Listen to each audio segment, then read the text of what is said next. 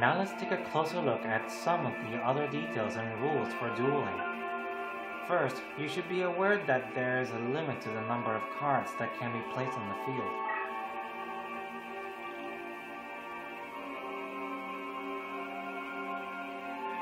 Here's a situation in which several monsters have been summoned to the field. This display shows how many monsters you have in play on the field at the moment. Each duelist can only place 5 monsters respectively on the field. Any attempt to summon a monster that exceeds the aforementioned limit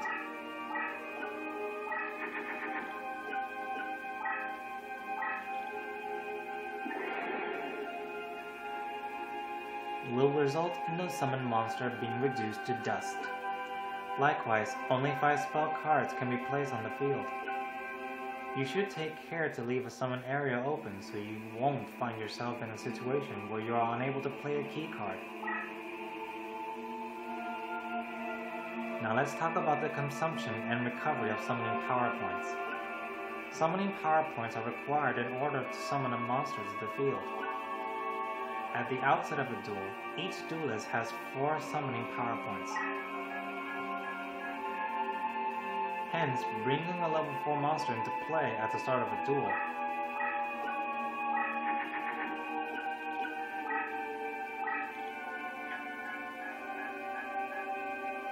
will use up the total available summoning power points for that turn. Summoning power points spent in this manner will gradually recover as time passes. At the beginning of your turn, 3 points will be added.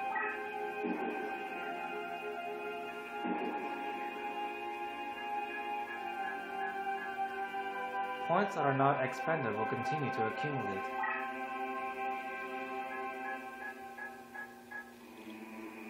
However, you will not be able to accumulate over 12 points. Even in situations where the addition of points would exceed 12 points, you will not gain beyond the amount.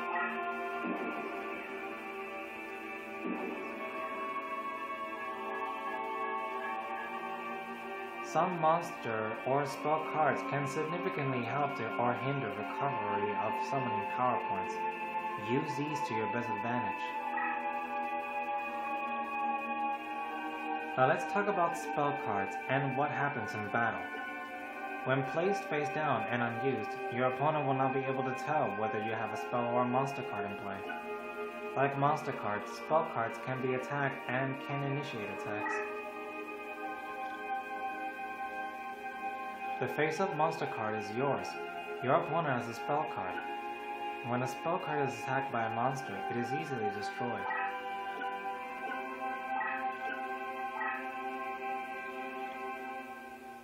Although a spell card can be easily destroyed, attacking a spell card will never result in damage to your opponent's life points. Now you have a face-down monster card. In monster vs. monster battles, face-down monsters were turned face-up. Here's what happens with spell cards.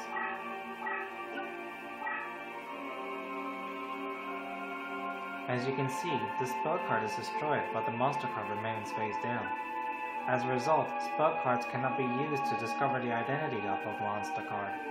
The only way to do that is to attack it with a monster card.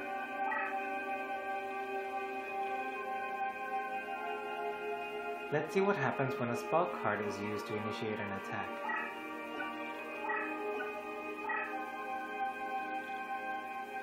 Similar to when it is attacked, the spell card is easily destroyed. This is still the case even if the monster card is in the defense position.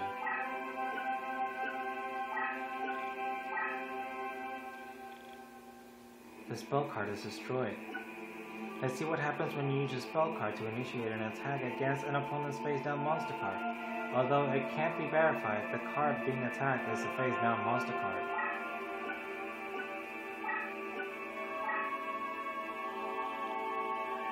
As in the previous case where a monster card attacked and destroyed a spell card, the monster card remains face down. You should always remember that although spell cards are capable of powerful magic, they can be easily destroyed. When you bring a spell card into play, you should move it carefully. Now we'll take a look at what happens when your spell card attacks an opponent's spell card. The rules differ from those applied when battling a monster card. First, let's see what happens when you attack a monster spell card with a face-down spell card.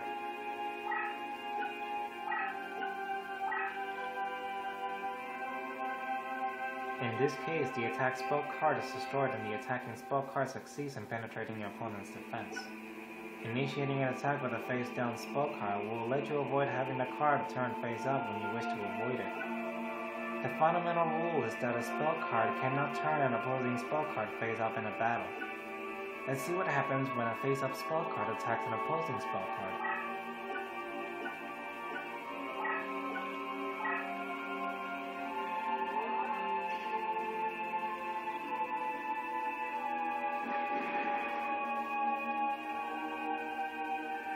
This time, the spell card is activated. It's important to remember the conditions for activating a magic card. A magic card is activated when it completes its move phase up. Hence, regardless of whether a battle occurs, the magic card is activated since it completed its move phase up. As a result, you should be very careful about moving a face-up spell card. Now we'll discuss terrain effects. The field on which a battle is conducted consists of spaces with various terrain features. The majority of these terrain features have their own unique energy force and often strengthens or weakens a monster. Let's take a look at an example. Right now, the Celtic Guardian is in a space where the terrain has no effect whatsoever on the card. The result is that both the attack and defense factors remain at 1400 and 1200 respectively. Now let's move this card to a metal turf space. In this space, the attack and defense factors increase by 500, raising the factors to 1900 and 1700 respectively. Since the Celtic Guardian is a water-type monster, it has an advantage when occupying metal terrain. In this manner, whenever a monster is in its favorite terrain, 500 bonus points are awarded. Another added bonus when a monster is in its favorite terrain is increased movement. If a monster starts its move in a favorable terrain, the monster can move up to 2 spaces. A monster card with increased movement capabilities is noted in this area. When a monster with this mark is toggled to the movement mode, the card's increased movement area is displayed in this manner. Please note that a face-down card is not awarded terrain bonus. This time the Celtic Guardian is face down. Let's try moving the card. As you can see, there is no movement bonus awarded despite the fact that the monster card is located in a favorable terrain space. Now let's turn the card face up.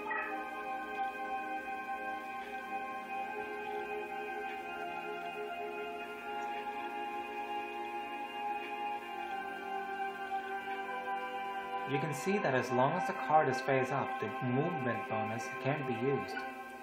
Hence, to take advantage of the movement bonus, you must first turn the card face up and then select the space to which you wish to move. This time we have a dark terrain space. Gyaku no Megami. Gyaku no Megami is a fairy type which is not suited for dark terrain. When not affected by terrain, the Gyaku no Megami card's attack and defense factors are 1800 and 2000 respectively. Now let's move the card into an unsuitable terrain space.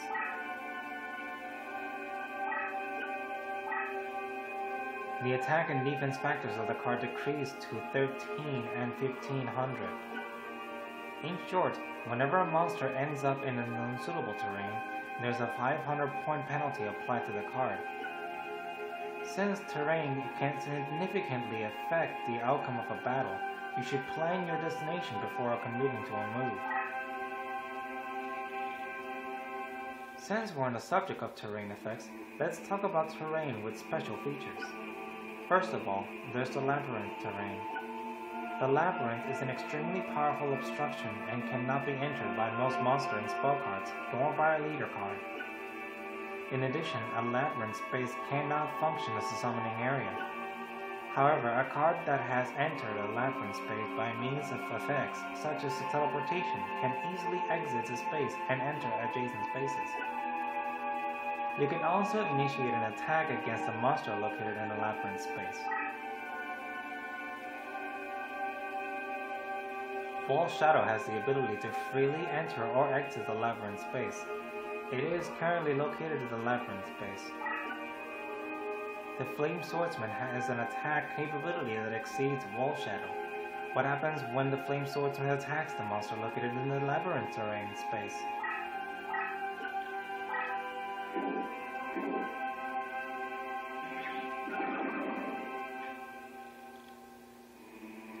As can be seen, the opposing monster is destroyed. However, Flame Swordsman cannot enter the labyrinth space. Aside from certain monsters, Labyrinth is a space that can never be entered, making the space ideal for preventing an advance. Use it wisely. Cross terrain can be entered with no resistance, and has no positive or negative effects on most monsters. However, this area is infected with a plague that will attack and destroy powerful monsters. Specifically, any monster with an attack of 15 or more will be immediately destroyed under any of the following conditions. I meant 1500. A monster is summoned in the cross space, moves into a cross space, is located in the space that is transformed into a cross space, or is in a cross space when either you or your opponent's turn ends. Since the Celtic Guardian only has an attack of 1400, it is not affected by a cross space since the cross is not activated unless a monster has an attack of 1500 or more. On the other hand, the Flame Swordsman has an attack of 1800 that will activate the crush.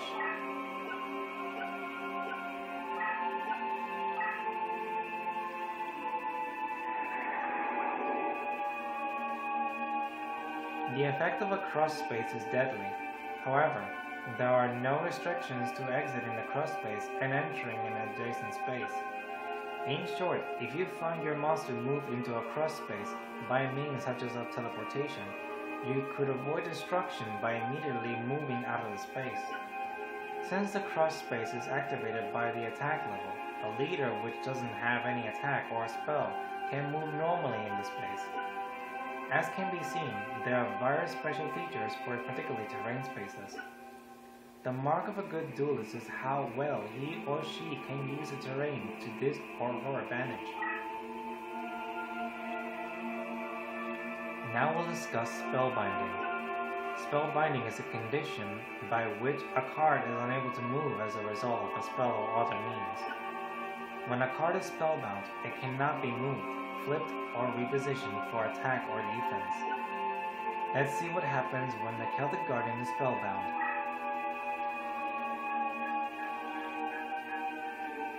Right now, the Celtic Guardian is unable to move due to a spell. The turn count for spellbinding begins on the turn following the actual casting of the spell. So, if a card is spellbound for one turn, it won't be able to move in the next turn, and regains movement in the turn following the next.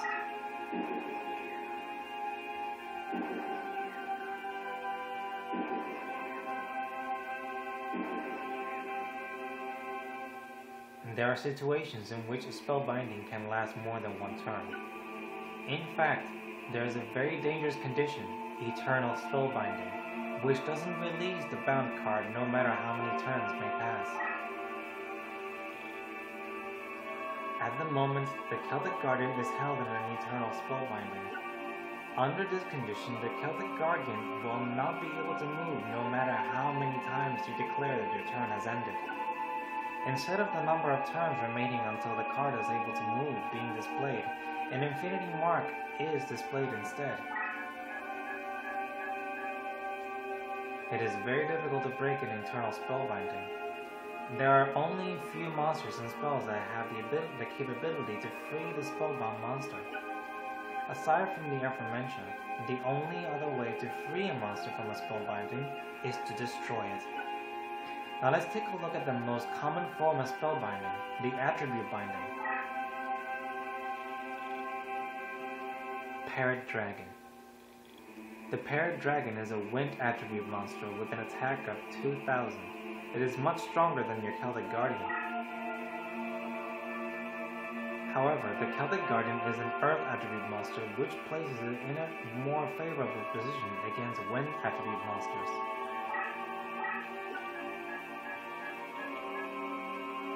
The advantages and disadvantages of attributes are displayed respectively during the battle.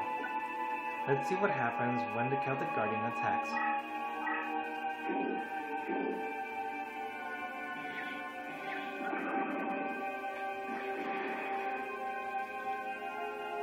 The weaker Celtic Guardian is destroyed.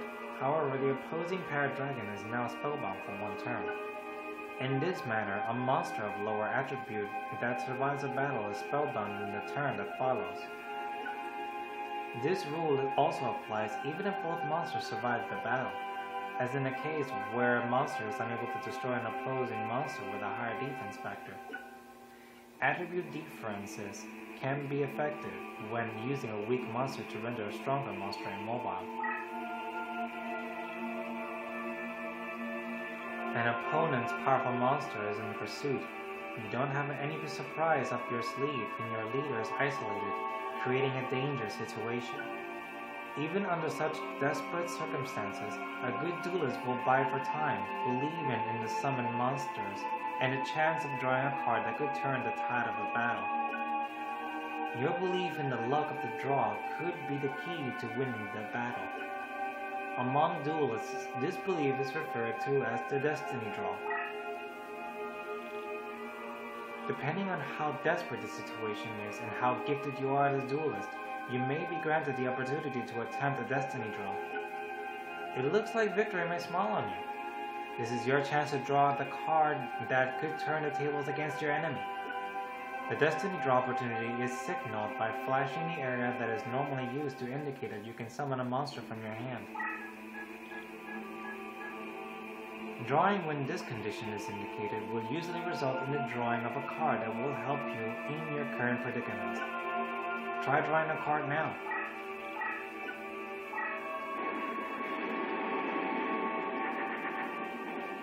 Take a look at the last card that you drew, the card on the far right. It should be a card that will bail you out of your current situation. Using this card wisely will help you overcome your desperate situation. However, you should remember that a destiny draw depends on luck and only occurs once in a duel. When it might happen is anybody's guess. All you can hope for is that Lady Luck smiles on you when you most need it. And that won't happen if your hand already consists of 5 cards. If that is the case, all you need to do is reduce your hand in the following turn, in the hopes of triggering a destiny draw. Of course, if your deck is low on cards, there will be no destiny draw. Luck is an important element to victory. Even the best duelist could lose without the aid of Lady Luck. All cards are deeply bound to the duelist. Your experience is a vital key to strengthening the power of your deck.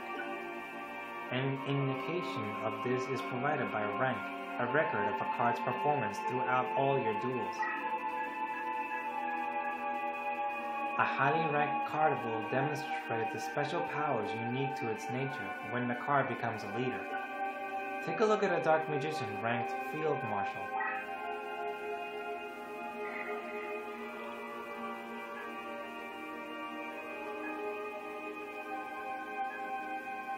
At this rank, this card's special powers are extended support range, increased strength for safe type friendlies, and weaken specific enemy type. Let's take a look at your opponent's leader.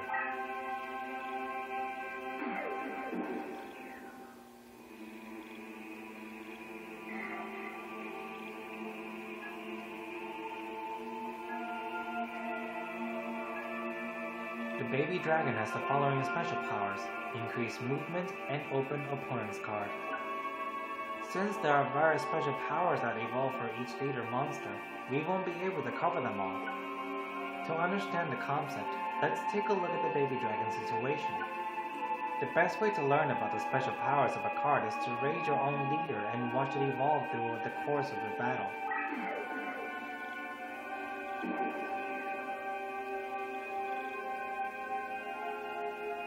Baby Dragon has the power to turn any approaching enemy card face up for open viewing. Your Celtic Guardian is currently face down and near the enemy leader. Move the card towards the leader.